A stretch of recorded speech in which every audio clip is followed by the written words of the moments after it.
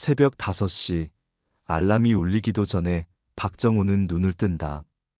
68세가 된 지금도 몸은 평생의 습관을 기억하고 있다. 공장에서 40년을 일했던 그의 몸은 일찍 일어나는 것이 DNA에 새겨진 듯하다. 하지만 이제는 갈 곳이 없다. 은퇴한 지 벌써 3년째다. 창밖으로 스며드는 이른 새벽 햇살이 예전 같지 않다.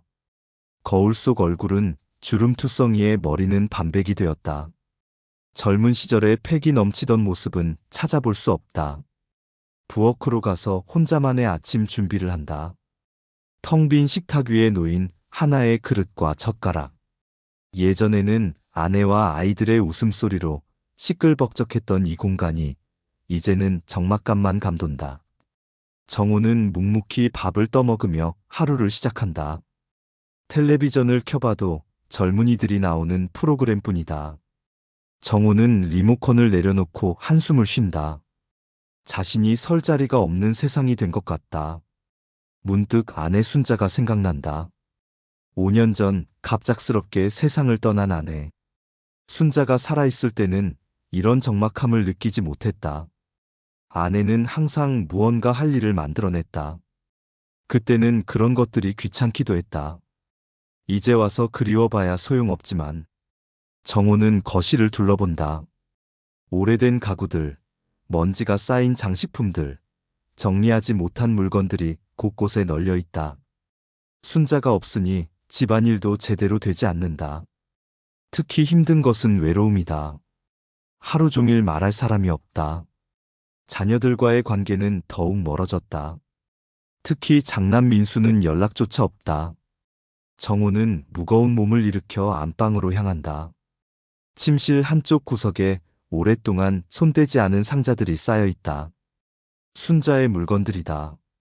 정리해야 한다고 생각하면서도 차마 손을 대지 못했던 것들.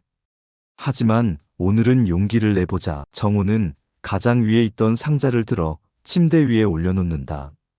상자를 열자 오래된 냄새가 코끝을 스친다. 순자만의 그 특별한 향기다.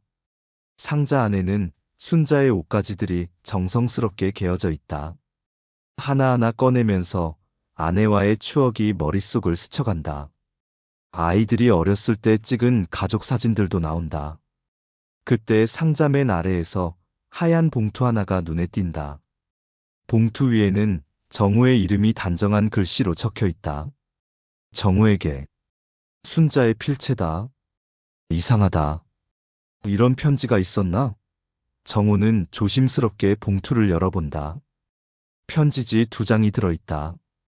편지를 든 채 정우는 거실 소파에 주저앉는다. 손이 미세하게 떨린다. 순자의 글씨를 따라가며 한 글자 한 글자 읽어내려간다. 당신, 이 편지를 읽고 있다면 아마 내가 세상을 떠난 후일 거예요. 혹시 우리 아이들과 멀어져서 외로워하고 있지는 않나요? 정우의 눈시울이 붉어진다. 편지는 계속된다. 당신은 평생 우리 가족을 위해 살았어요.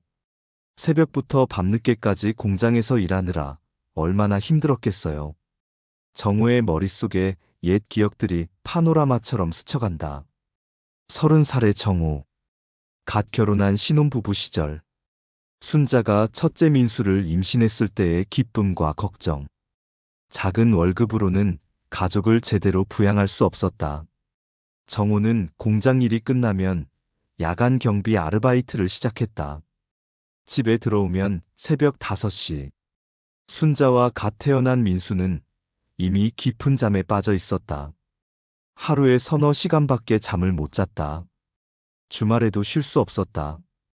토요일이면 건설 현장에서 막일을 했다. 그 돈으로 아이 병원비나 예방접종비를 해결할 수 있었다. 일요일 오전에는 그나마 쉴 수 있었지만 너무 피곤해서 집에서 잠만 잤다. 민수가 아빠 놀아줘라고 졸졸 따라와도 아빠 피곤하니까 조용히 해라고 말할 뿐이었다. 아이와 함께 놀아줄 체력도 마음의 여유도 없었다. 둘째 민철이 태어나고 셋째 민희가 태어났다. 아이들은 자꾸 커갔고 그에 따라 지출도 기하급수적으로 늘어났다. 정우는 잠을 더욱 줄여가며 일했다. 피로에 지쳐 집에 오면 아이들이 아빠, 놀아줘. 아빠, 책 읽어줘라고 하는 소리조차 귀찮게 들렸다. 정우는 항상 똑같은 대답을 했다. 아빠는 피곤하니까 조용히 해. 학교 참관 수업도 못 갔고 운동회도 빠졌다. 아이들의 생일 파티도 제대로 챙기지 못했다. 순자가 혼자서 모든 것을 준비했다. 정우는 생일 케이크를 사오는 것이 아버지 역할의 전부라고 생각했다. 아이들이 초등학생이 되자 학비와 학용품비가 더 많이 들었다. 정우는 야간 아르바이트에서 주말 택시기사로 바꿨다. 수입이 더 좋았기 때문이다. 하지만 그만큼 가족과 함께 보내는 시간은 더욱 줄어들었다. 순자는 그런 정우를 이해해주려 애썼다. 당신 덕분에 우리가 사는 거야. 고마워. 하지만 때로는 서운함을 표현하기도 했다. 아이들이 아빠와 시간을 보내고 싶어해. 정우는 그런 말을 들으면 화가 났다. 돈 벌어오는 것도 서러운데 잔소리까지 들어야 하나. 순자는 더 이상 말하지 않았다. 하지만 아쉬운 표정은 감출 수 없었다. 정우는 편지를 다시 읽는다. 당신이 왜 그렇게 열심히 일했는지 아이들도 언젠가는 알 거예요. 저녁이 되어도 정우는 식욕이 없다. 순자의 편지를 계속 읽고 또 읽는다. 특히 민수 얘기를 하지 않을 수 없어요. 그 아이가 집을 나간 뒤 당신이 얼마나 속상해했는지 제가 다 보았거든요. 정우의 가슴이 철렁한다. 민수가 집을 나간 지 벌써 15년이 넘었다. 대학교 4학년 때 취업 문제로 아버지와 큰 다툼을 한 후였다. 민수는 광고회사에 취업하고 싶어 했다. 하지만 정우는 반대했다. 안정적인 대기업을 원했다. 좋아하는 일로 밥 먹고 살 수 있나? 안정적인 직장이 최고야. 아버지는 평생 좋아하는 일 한번 못 해보고 사셨잖아요. 그런 삶을 저한테도 강요하시는 건가요? 민수의 말이 정우의 가슴을 찔렀다. 맞는 말이었다. 정우는 한 번도 자신이 좋아하는 일을 생각해 본 적이 없었다. 그래, 내가 좋아하는 일 못 해봤지. 하지만 너희들 때문에 참고 살았어. 그게 아버지라는 거야. 정우가 소리쳤다. 며칠 후 민수는 가방 하나만 들고 집을 떠났다. 처음에는 며칠 지나면 돌아올 줄 알았다. 하지만 한 달이 지나고 반년이 지나도 민수는 소식이 없었다. 정우는 자존심 때문에 먼저 연락하지 못했다. 내가 뭘 잘못했다고. 저 녀석이 철없는 거지. 순자는 가끔 민수에게 전화를 했다. 하지만 정우 앞에서는 자세한 이야기를 하지 않았다. 민수가 잘 지내고 있대 정도만 알려줄 뿐이었다. 정우는 더 궁금했지만 물어보지 않았다. 몇 년 후 민수가 결혼한다는 소식을 들었다. 순자를 통해서였다. 예상대로 정우는 결혼식에 초대받지 못했다. 순자만 혼자 결혼식에 다녀왔다. 정우는 그날 밤 혼자 소주를 마셨다. 손주가 태어났다는 소식도 순자를 통해 들었다. 정우는 손주 얼굴이 궁금했지만 볼 수 없었다. 민수는 여전히 아버지를 용서하지 않고 있었다. 정우는 점점 외로워졌다. 순자가 아프기 시작한 것은 그 무렵이었다. 병원에 자주 다녔지만 정우는 심각하게 생각하지 않았다. 나이 들면 아프기 마련이지. 하지만 순자의 병은 생각보다 심각했다. 위암 진단을 받았다. 수술은 성공적이었지만 순자의 회복 속도는 더뎠다. 그런 와중에도 순자는 민수 걱정을 했다. 민수한테는 말하지 마. 괜히 걱정만 시킬까봐. 하지만 순자의 병은 생각보다 심각했다. 항암 치료를 받으면서도 암세포가 다른 곳으로 전이되기 시작했다. 그제서야 민수에게 연락이 갔다. 민수가 병원에 왔다. 15년 만에 보는 아들. 많이 변했다. 어른이 되어 있었다. 하지만 아버지를 보는 눈빛은 여전히 차가웠다.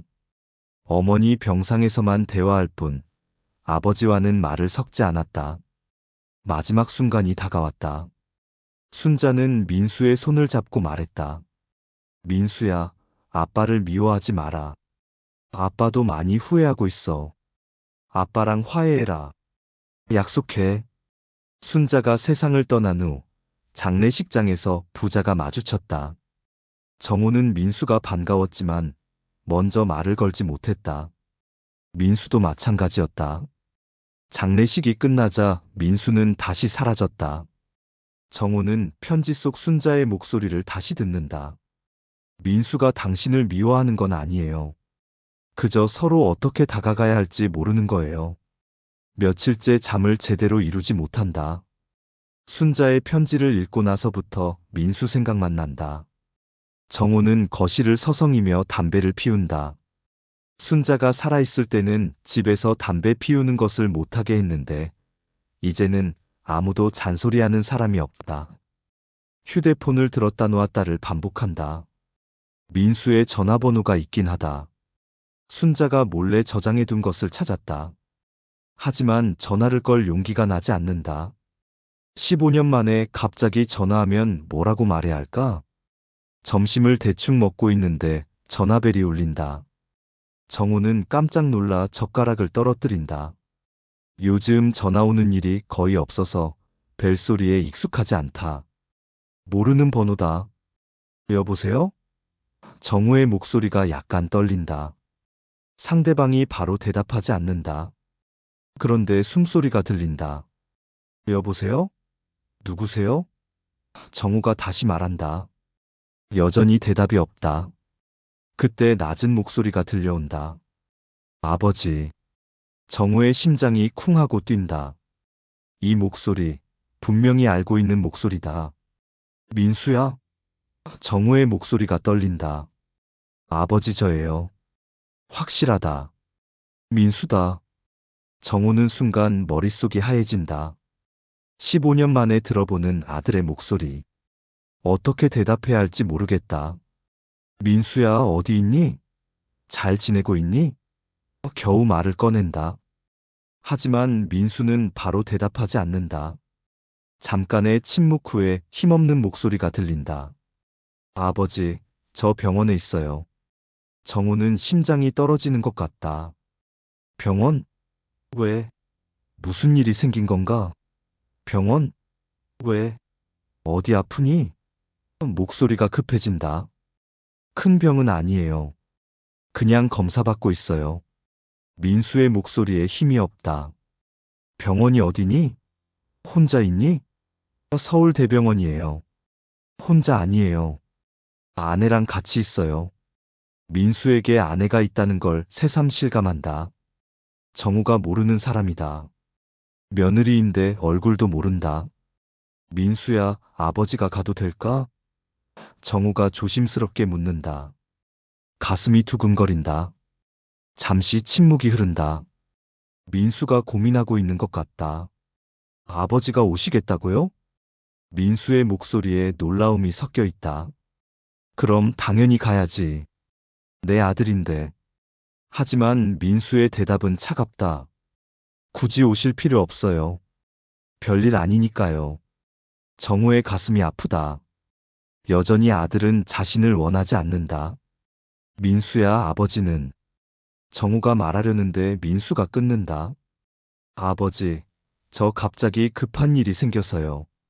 나중에 다시 전화드릴게요. 그리고는 전화가 끊어진다. 정우는 한참 동안 휴대폰을 들고 있다. 다시 전화가 울린다. 민수가 다시 걸었나? 기대하며 받아보니 다른 번호다. 안녕하세요. 서울대병원입니다. 박민수 환자 보호자님이시죠? 간호사의 목소리다. 정우의 손이 떨린다. 네, 그런데 환자분이 갑자기 상태가 안 좋아져서요. 빨리 오실 수 있으세요? 정우는 더 이상 묻지 않고 전화를 끊는다. 급히 옷을 챙겨 입고 집을 나선다. 택시를 잡아 타며 서울대병원으로 향한다. 가슴이 두근거린다. 서울대병원에 도착한 정우는 응급실로 뛰어간다. 소독약 냄새가 코를 찌른다. 박민수 환자 어디 있나요? 간호사가 3번 응급실이라고 알려준다. 응급실 문 앞에서 잠깐 망설인다. 들어가도 될까? 민수는 오지 말라고 했는데. 정호는 용기를 내고 문을 연다. 침대에 누워있는 사람을 본 순간 정호는 숨이 멎는다. 민수다. 하지만 너무 야위었다. 산소 마스크를 끼고 있어서 얼굴이 잘 보이지 않는다. 침대 옆에는 젊은 여자가 앉아 있다. 30대 중반 정도로 보이는 단정한 인상의 여성이다. 민수의 아내인 것 같다. 그녀가 정호를 보고 일어선다. 아버님이신가요? 공손하게 인사한다. 네, 민수 아버지입니다. 진이라고 해요. 민수 아내입니다. 그때 민수가 눈을 뜬다. 간호사가 와서 산소 마스크를 잠시 빼준다. 민수가 아버지를 본다. 표정이 놀라움에서 점차 굳어진다. 왜 오셨어요? 첫마디가 차갑다. 정호는 가슴이 아프다. 아들이 아픈데 아버지가 안 오면 되겠니? 전화할 때 오지 말라고 했잖아요.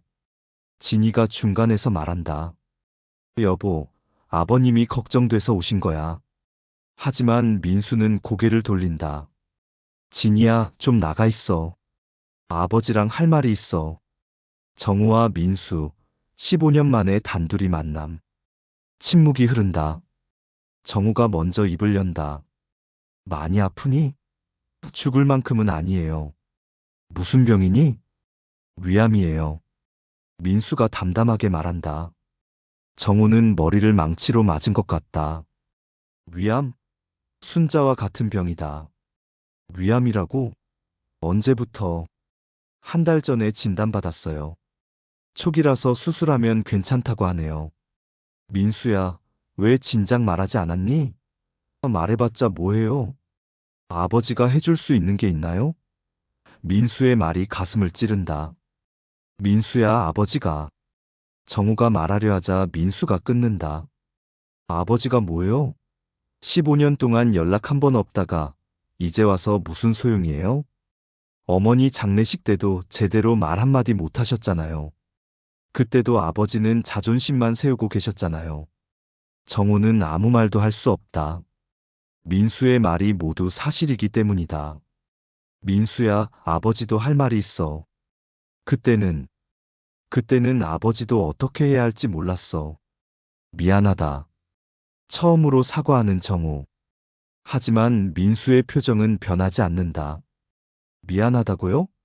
15년 만에 미안하다고 하시면 다 해결되는 건가요? 아버지는 평생 그러셨잖아요. 자기 뜻대로 안 되면 화내고, 나중에 미안하다고 하면 끝이라고 생각하시고. 민수야, 아버지가 잘못했어. 그때 너를 이해하지 못했어. 이제 와서 무슨 소용이에요? 이미 늦었어요. 민수가 고개를 돌리고 눈을 감는다. 피곤해요. 나가세요. 정우는 더 이상 버틸 수 없어 일어선다. 15년의 시간이 이렇게 무겁구나. 진이가 복도에서 기다리고 있다. 아버님, 괜찮으세요? 민수가 많이 아픈가? 수술 날짜를 잡았어요. 다음 주에 수술한다고 해요. 집으로 돌아온 정우는 민수의 얼굴을 떠올리며 잠들지 못한다. 다음 날 아침, 정우는 다시 순자의 편지를 꺼낸다. 아직 읽지 않은 부분이 있다. 민수는 당신을 미워하는 게 아니라 서운해하는 거예요. 아버지의 사랑을 느끼지 못해서 외로워하는 거예요. 편지 속에는 정우가 전혀 모르던 이야기들이 적혀 있다. 민수가 고등학생 때 학교에서 미술대회에서 상을 받았어요. 집에 와서 당신한테 자랑하고 싶어 했죠. 하지만 당신은 그런 건 중요하지 않다라고 하셨어요. 그날 밤 민수가 울었어요. 정우는 그날을 기억한다. 민수가 뭔가 말하려고 했는데 정우는 아버지 피곤하니까 나중에라고 했다.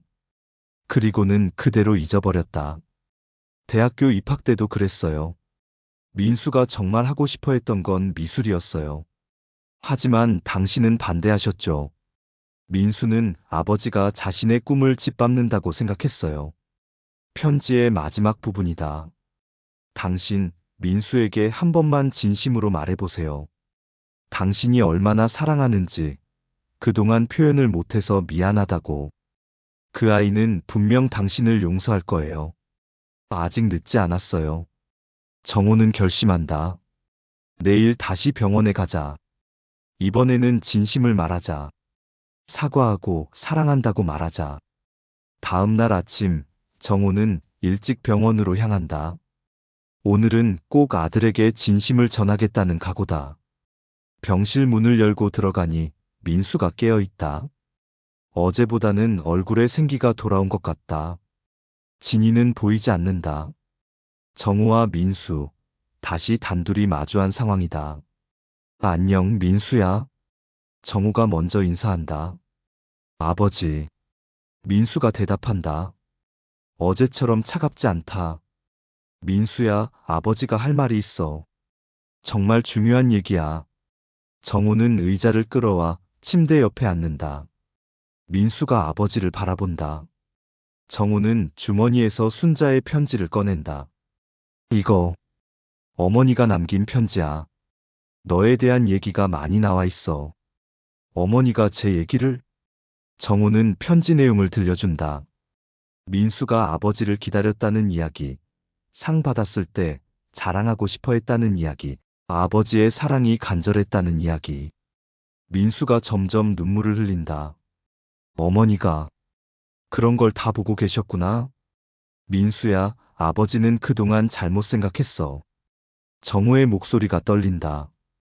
그때는 어떻게 사랑을 표현해야 할지 몰랐어. 돈을 벌어다 주는 게 사랑인 줄 알았어. 아버지. 민수의 목소리가 떨린다.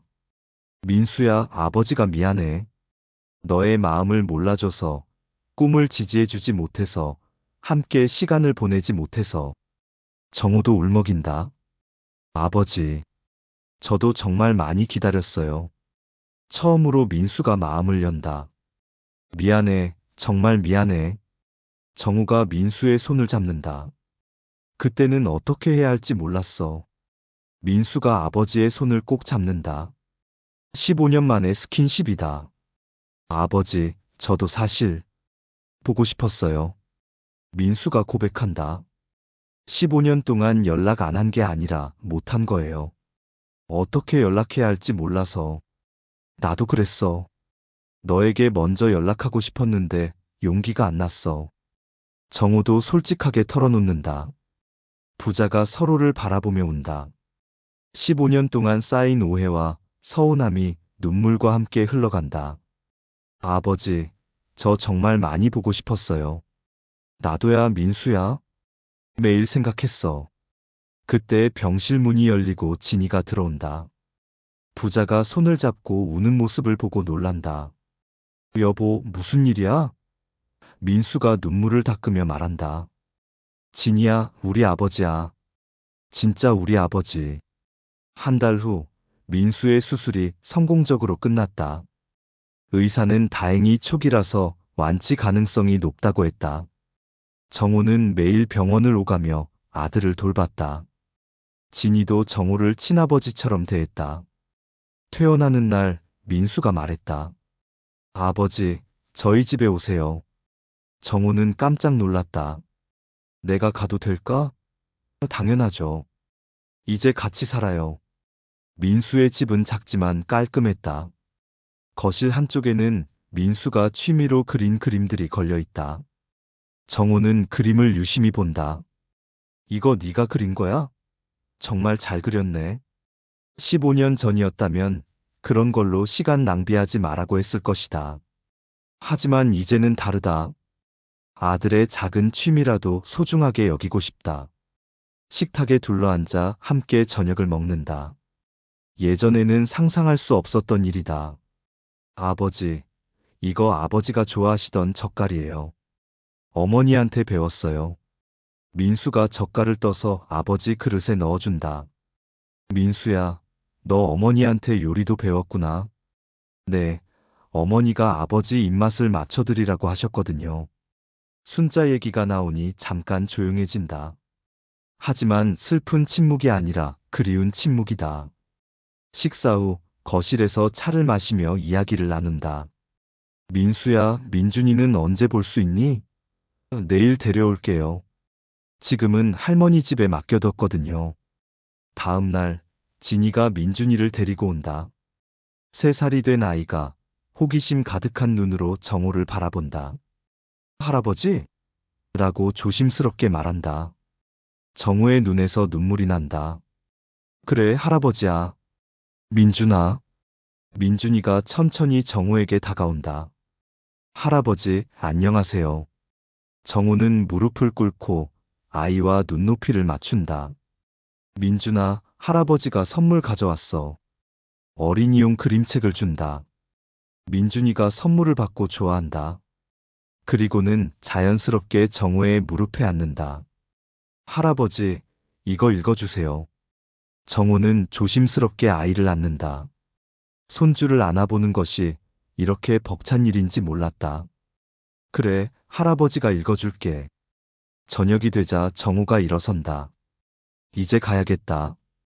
하지만 민수가 말한다. 아버지, 여기서 주무세요. 방도 있어요. 괜찮니? 당연하죠. 이제 같이 살아야죠. 그날 밤, 정호는 민수 집에서 잠든다. 오랜만에 편안한 잠이다. 며칠 후, 정호는 자신의 집으로 민수 가족을 초대한다. 순자가 살던 집, 이제는 다시 가족들의 웃음소리로 가득하다. 저녁 식탁에 4사람이 둘러앉는다. 정호, 민수, 진이, 그리고 민준이. 작은 손주가 할아버지 옆에 앉아 밥을 먹는다. 할아버지, 맛있어요. 민준이의 말에 정호가 웃는다. 민수야, 이제 자주 오너라. 네, 아버지. 매주 올게요. 창밖으로 저녁 노을이 진다. 정호는 마음속으로 순자에게 말한다. 여보, 고마워. 내 덕분에 우리 가족이 다시 하나가 됐어. 가족은 때로 멀어질 수 있습니다. 하지만 사랑은 결코 사라지지 않습니다. 용기 있게 마음을 열면 다시 만날 수 있습니다. 아직 늦지 않았습니다.